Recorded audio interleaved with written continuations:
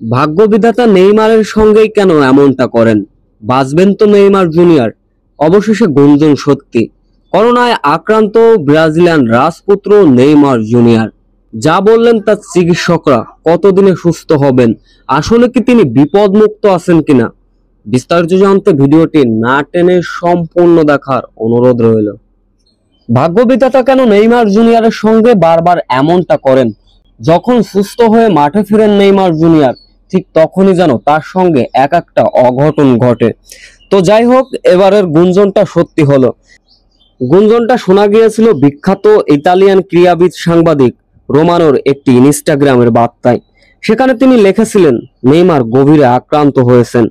Santos তাদের বিবৃতিতে জানিয়েছিলেন বৃহস্পতিবার তার শরীরে উপসর্গ দেখা যায়, ফলে অনুশীলন করেননি নেইমার জুনিয়র।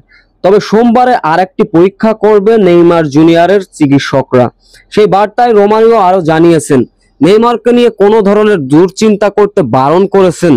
রোমারো মূলত চিকিৎসকদের সঙ্গে কথা বলেছেন। তিনি জানিয়েছেন সব ধরনের সাপোর্ট পাবে নেইমার জুনিয়র, তাই ভয়ের কোনো কারণ নেই। উন্নত মানের চিকিৎসা দেওয়া হবে নেইমার জুনিয়রকে।